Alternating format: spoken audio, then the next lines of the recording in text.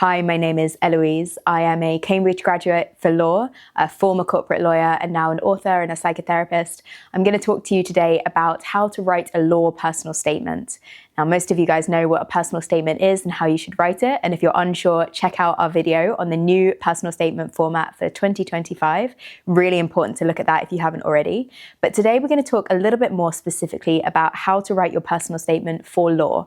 So you'll already be familiar with the role that the personal statement plays in the application process. This is a personal document that you write that talks about things you've achieved, things you've read, things you've done in order to prepare for your course or whatever you're applying to study. This document is used by admissions teams to really get a sense of who you are as a candidate. And although it might not be the most important thing in your application, which is normally grades, or if you do an admissions test or an interview, those tend to be the primary sources of discernment between different types of applicants. But I always see the personal statement as the one opportunity you have to really get your voice across in that initial stage of the application process. In the set structure of the personal statement format, you'll be talking about things like your motivation for the course, how your qualifications and studies have helped you prepare for the course, and any additional activities you've done outside school to prepare for the course. But today we're going to talk specifically about law and how this feeds into the personal statement format and the essentials that you need to include in your law personal statement to stand out. The first aspect is that, at least in the UK system, not many people study law at A level. And this basically means that most people, at least from the UK system, are coming in without any knowledge of law as an academic subject.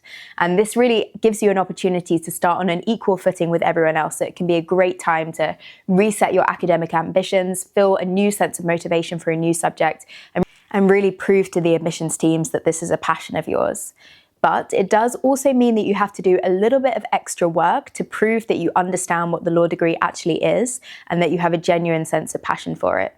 And this is because if you imagine you're applying for something like English or history, which you might have already been studying for a few years or have many years at school, at A level and also at GCSE, it's a little bit easier to explain to an admissions team why you might be passionate about that subject because you've studied it, you understand it, you've probably done really well in your exams. Law, on the other hand, is something that you're starting new. So you really need to do that extra step of explanation as to why you find law interesting and how you've developed your passion for it. This serves a twofold purpose. So for the admissions teams, that it will make them confident that you know what the course actually is, because obviously the risk is that you start studying law and you realize, I actually don't really enjoy this subject. And admissions teams really want to reduce that risk. So everything you say in your personal statement needs to communicate an understanding or a level of awareness about what the course actually is, so that an admissions team member can be confident that you're on the right path for you. And then on a personal level, it also makes sure that the course is like a personal match for your skills and your interests and your passions. We'll talk a little bit more about how to demonstrate that passion later in this video. But the one other thing that is important to note about law as it's studied in the UK or in England and Wales is that law is not a vocational degree topic at university level. So a lot of people would think, oh, I'm studying law and I'm going to become a lawyer. In the UK or in England and Wales, there isn't necessarily that set system of studying a subject and then immediately having the qualification to practice it in law. So in fact, after your law degree, you will then need to go and gain an additional practical qualification to be a lawyer, whether it's a solicitor or a barrister or some other route into the legal profession. So it's the academic study of law rather than the vocational training to be a lawyer. And now this is really important if you are coming from an international system that trains the law degree alongside a practical qualification, because if you're submitting applications for different systems where you're going to be studying law, maybe like in France, but also you're applying to the English system, you need to understand that there are slight differences between what the law degree is actually giving you in terms of a qualification.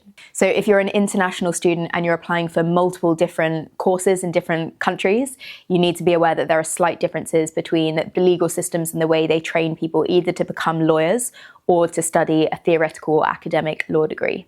So let's get into the essentials that your law personal statement needs to include. I think the number one thing, and again, we've talked about this in previous personal statement videos, so if you need more details on this, please do check out our previous videos. But I believe the number one thing that you can use to demonstrate your passion is something called your supercurricular studies. And supercurriculars are additional things you do over and above your school curriculum, so nothing to do with what you're currently studying at school, additional work that you have undertaken that applies directly to law, so relates to the law degree in some way or relates to the study of law. These are mostly books, but could also be other academic resources such as journal articles, such as lectures, publications, even things like podcasts, webinars. And additionally, they can include some practical things like attending court, like going in to watch a court case, things like that. So the best way to get a starting point on where you should begin with your supercurricular studies is to look at the specific resources page for the university to which you're applying. Ideally your top choice, but you might also want to check out your second and third options as well in case you need to take your backup option. You can do this by searching for the university admissions website, looking for the law faculty page, and then reading through all of the information that they have there for undergraduates. For Cambridge and Oxford applicants, there are specific pages where they talk about supercurriculars. At Cambridge, they call them supercurriculars. And Oxford, you'll find the faculty reading list by just looking through the subjects, and they have reading lists and resources for every subject that you might be applying to. On these reading lists, you might find a mix of things like books, but also cases that they recommend checking out. There are sometimes podcast recommendations, even things like legal news and where to find it. So it's definitely worth taking some time to look through all of those resources and then compile your own shortlist of the supercurricular resources that you want to include. In terms of how many of these supercurricular resources you need, I normally think you should be including at least 2 to 3 specific academic supercurricular resources. These are normally books, but they could also be articles, journals, cases, anything like that. And normally these will be discussed up in the first paragraph or the first question in your personal statement, your motivation for studying law. If you're looking for more specific recommendations, we do also have a reading list video, so please go and check that out now if you want some recommendations for specific books. In addition to your books and articles and academic readings that you're doing, it is also a good idea to get some work experience. And so if you can get work experience in a law firm, great. If you can shadow a lawyer, really good. If you can go into court and watch a case, remember that the courts in England and Wales are mostly open justice, so you can go in and watch a case in most courts, so you'll have to check with your local court to see what's on. Even if you can't get legal work experience, any kind of corporate work experience or work experience within a business will have some legal aspects, because as all aspiring law students know, the law is everywhere. It's all around us at all times. So you can always find some kind of legal aspect of pretty much any job that you're in. So things like an employment contract, or maybe you're looking at service agreements, or maybe you're looking at contracts that you're giving out to customers, or the way that the business is constructed legally.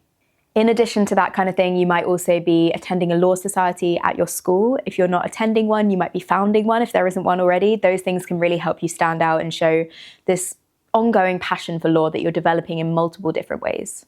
After you've proved your supercurriculars and you've had some work experience and you've talked maybe also in your personal statement about your achievements in relation to law, like a law society or something like that, you're going to be getting into a discussion of your subjects and maybe also your extracurricular activities. Now, it's really important that you continue the law theme down into this second and third question. So it isn't just that your law passion comes first and then you just start talking about other subjects, but you actually continue that consistent focus on law even when you're talking about other subjects that you've studied at school. So the way you can do this is really focus in on the skills that you believe a law student will need during the degree. And this will be a combination of what you know about law so far, what you've read about law in your initial reading, how you've seen law operate in the world and how you've seen law students navigate their studies, and also additional research that you can do on every single university admissions website on their law faculty pages. Normally with social media, you'll also find that law faculties often, or universities as a whole, have student videos up somewhere. Really good idea to try and find some kind of student talking about their experience studying law, because that will give you a real insight as to what skills you need. So when you're talking about your school subjects in question 2 of the personal statement, you're not only going to say, I really enjoyed studying history because I found it really fascinating to learn about this, this, and this, but you're also going to link it back to a skill that is directly relevant to a law student studying law. So you can say, I really enjoyed studying history and this gave me the skills of analysis, critical thinking, problem solving, long form essay writing, or any other thing that could be relevant to the subject that you're talking about. So in terms of the skills that a law student will need, probably one of the most fundamental is the ability to work with language. And a huge amount of the law degree is made up of reading a lot and also writing. So the ability to work with your own form of language to express a concept, but also your ability to interpret and decipher other people's language. So whether that's analysing a case or a piece of legislation, this idea of working with language as a tool or even an art form, this is really essential to the law degree. Other things could be problem solving, critical analysis or critical thinking, so the ability to decipher an answer from a complex set of facts or information, applying information to a given set of factual scenarios. time management, organisation, to some extent teamwork. I mean, it's not as important in a law degree context as it might be for other degrees that are a bit more team-based or like project-based, but definitely working with others to express your views, to communicate, to understand other people's point of opinion as well. And then you have the more advocacy-related skills. And again, these aren't as fundamental to the law degree as they might be in a career in law. But you can definitely mention things like debate or presentation skills, the ability to formulate your own words and frame an argument and frame a counter-argument and engage in debate. So what don't you need to include on your law personal statement? And the answer to this kind of depends on what you have on your list of things that you're thinking about including. But in general, you don't need to put as much emphasis on anything that doesn't have a direct link to the law degree or the skills of a law student. So for example, if you do a lot of sports or you do volunteering that isn't related to law, those could go in your extracurricular paragraph, which is normally the answer to question 3 in your personal statement. But it's not going to be as important as your discussion of your academic passion for law. So definitely don't spend a huge amount of time talking about other pursuits that you've done outside of school and outside of your law interest.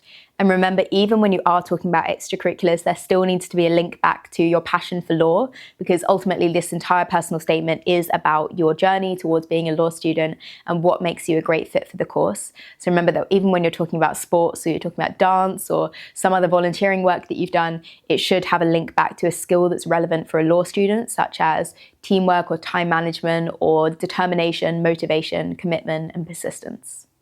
You also probably don't need to include a huge amount of analysis of your other school subjects, especially going into detail about things that you found to be really fascinating or things that you're passionate about in other topics like English or history or science.